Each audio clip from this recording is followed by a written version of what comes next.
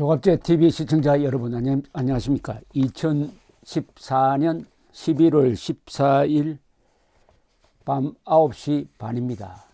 벌써 한 해가 다 갑니다.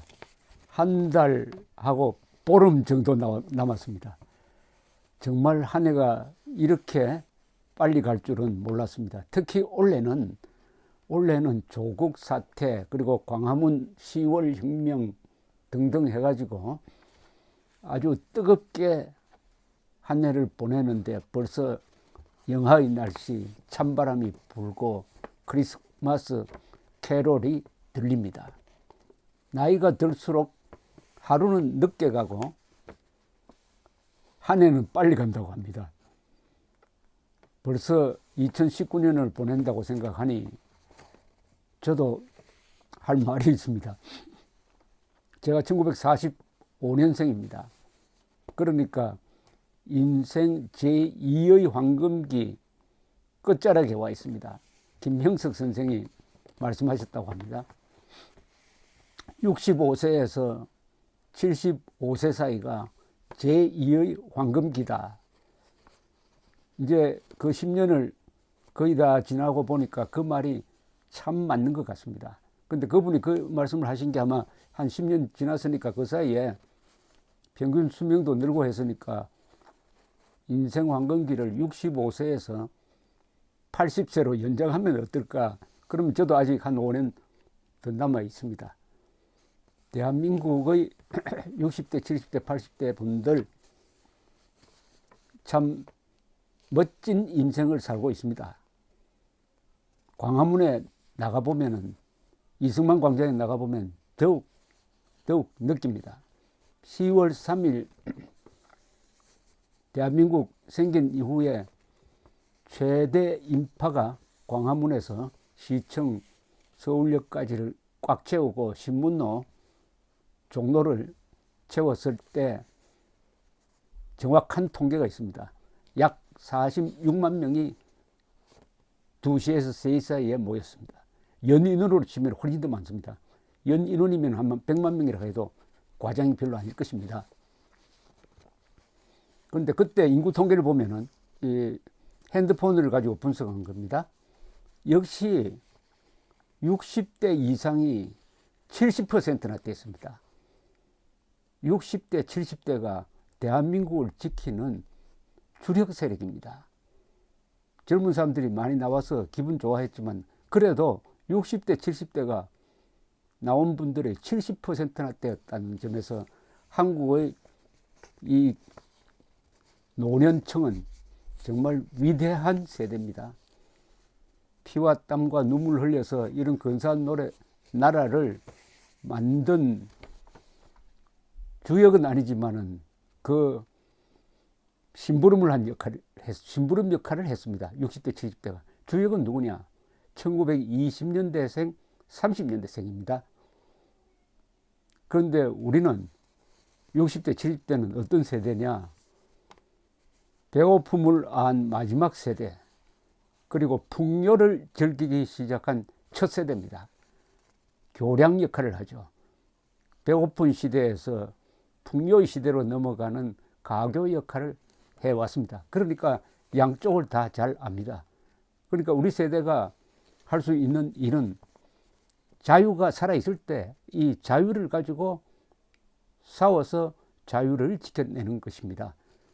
그렇게 하기 위해서는 우리가 가진 큰 자산이 있습니다. 흔히 노인이 죽으면 도서관 하나가 불타는 것과 같다고 합니다. 60대, 70대 한 분 한 분은 다 정언자고, 그리고 건설자고, 그리고 무엇보다도 자유투사입니다.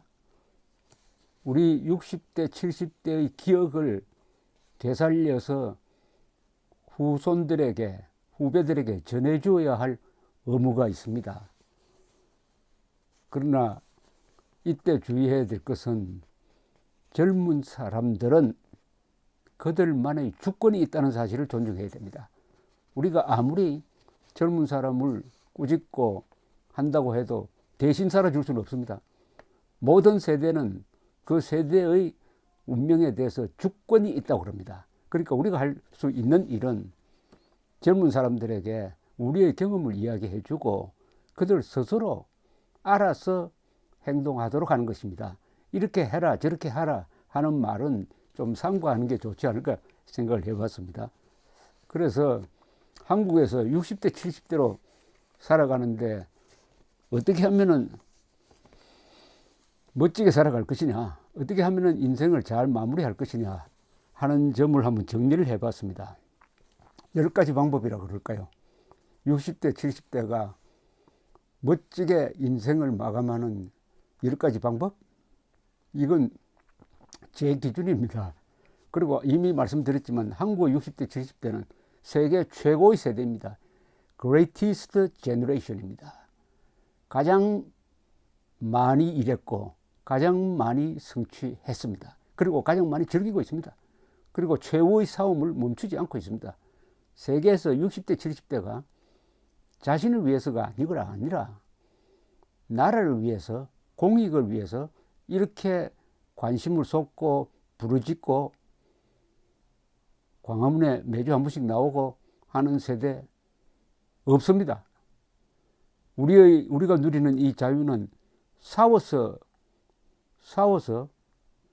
쟁취한 자유입니다. 그러니까 이건 다른 나라 사람들이 누리는 자유와는 다릅니다. 일본 사람들이 누리는 자유는 메가드 사령부가 선물한 것이지만은 우리는 공산당과 싸워서 지킨 자유입니다.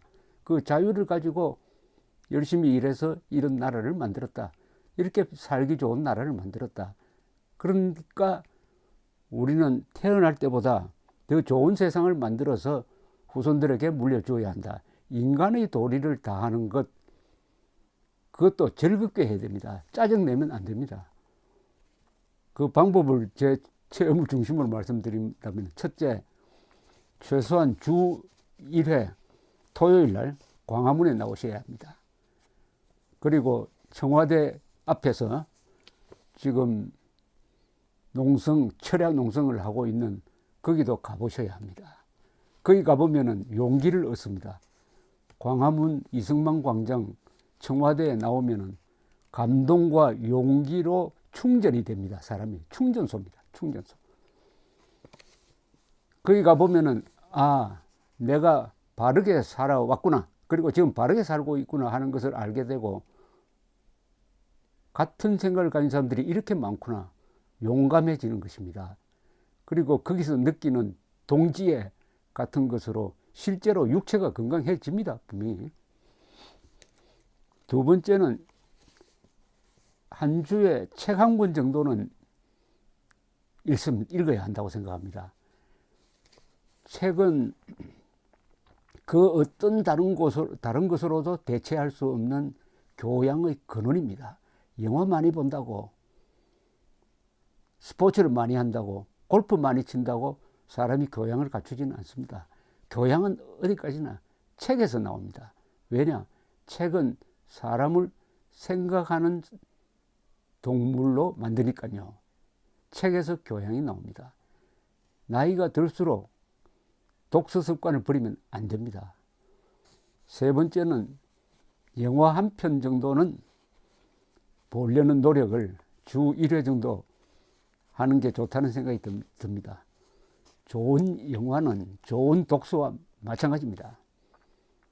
좋은 영화를 보고 나올 때 이 세상이 다르게 보이고 밝게 보이는 것을 저는 체험하고 있습니다.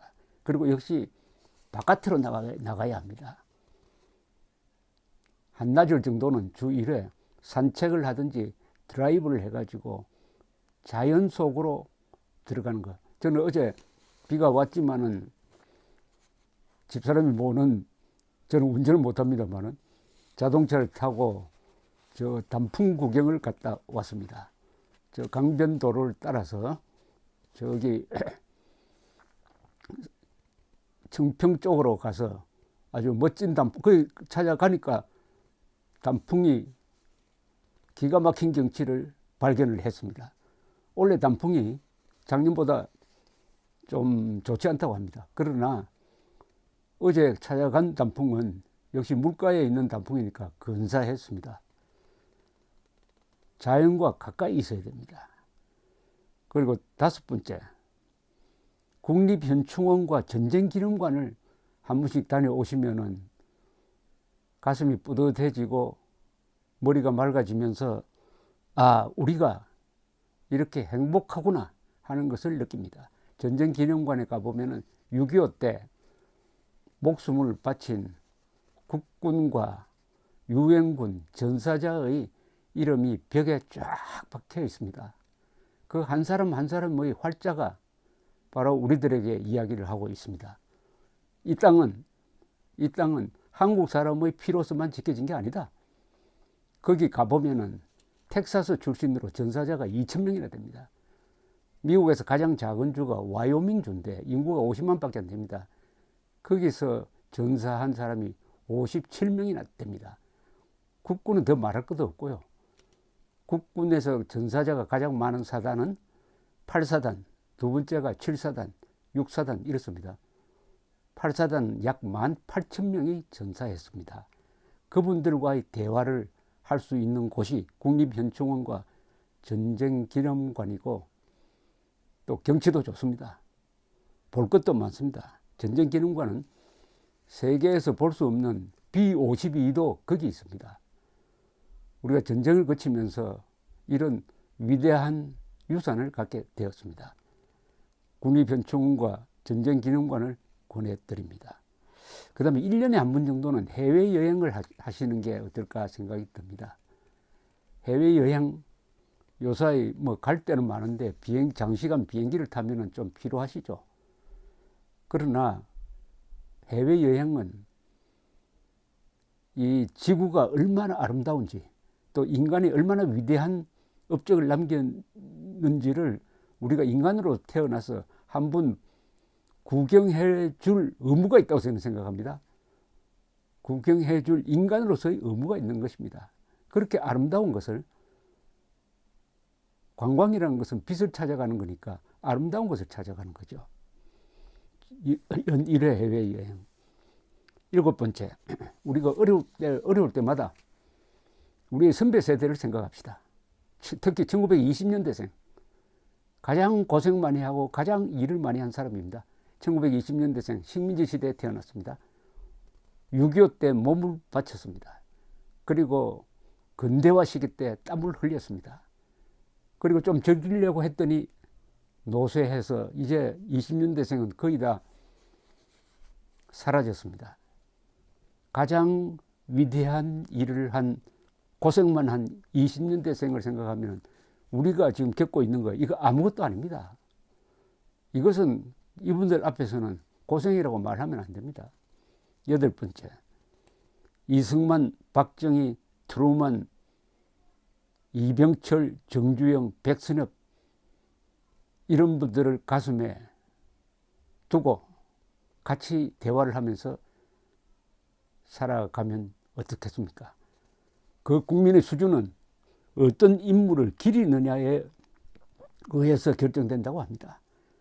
이승만 대통령을 좋아하는 사람이 지금 0.9%밖에 안 된답니다. 그런데 김정은에게 대해서 호감을 가진 사람이 20%나 된답니다. 우리가 인물 교육을 잘 못했습니다.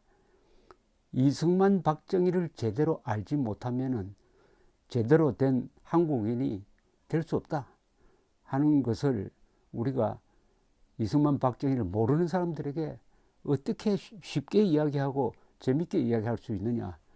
그리고 6.25 남침당했을 때 벌컥 화를 내면서 파병을 결심했던 트루먼 대통령, 180만 명의 미군이 여기 와서 5만 4천 명 죽고 10만 명이 다치도록 했던 그 트루먼 대통령을 생각하고 이분이 어떤 분인지를 전기를 통해서 확인해가는 과정 참 즐겁습니다.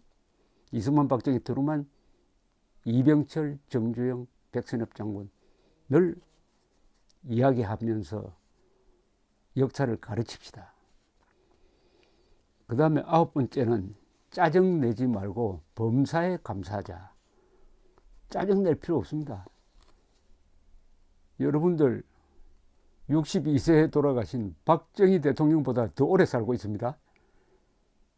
그리고 이미 이미 여기서 인생이 끝난다고 해도 이미 이룬 게 너무 많고 즐긴 것이 너무나 많고 이 지구상에 인간으로서 태어난 역할을 했습니다. 이제는 여유 있게 그리고 운명을 피하지 말고 받아들이고 자그마한 돌멩이 하나, 스치는 바람, 저 별, 이게 다 신비롭고 아름답다는, 이 지구가 얼마나 아름답고 인생이 얼마나 즐거운지를 우리가 다시 한번 정리하면서 느낄 수가 있으니까 노년에 짜증내면 안 됩니다. 노년의 짜증은 별로 보기가 좋지 않다고 생각합니다. 마지막으로 제가 야구를 좋아해서 그렇습니다만은 버티는 쪽이 이깁니다. 힘센 사람이 이기는 게 아닙니다. 넘어지고 일어나고 끝까지 희망을 버리지 않고, 희망이 있으면 용기는 저절로 생깁니다. 마지막에 웃는 사람이 진짜 웃는 사람이 되는 거죠. 마지막 전투에서 우리가 이기면 됩니다. 그러니까 버티면서 싸우면서 버티고 그러다 보면은 행운이 찾아옵니다. 이기는 거죠. 그리고 자유가 살아있을 때 지켜야 됩니다. 자유가 살아있을 때 지켜야 됩니다. 자유가 살아있을 때 그 자유의 힘으로 지켜야 됩니다. 우리 60대, 70대는 이미 지난 70년 동안 이 대한민국이 쌓아 올린 거대한 자유의 에너지를 느낄 수가 있습니다. 자유의 에너지는 보이지 않지만은 이번 조국 사태처럼 위협을 받으면은 거대한 힘을 폭발시키는 저력이 있습니다. 지난 70년 동안 우리가 건설한 문명은 자유라는 말로 이렇게 딱 충전이 되어 있습니다. 이걸 믿고 민주주의는 실수를 견딘다는 점을 믿고 이승만 대통령이 1948년 8월 15일 연설에서 했듯이 우리는 민주주의를 하는 수밖에 없습니다.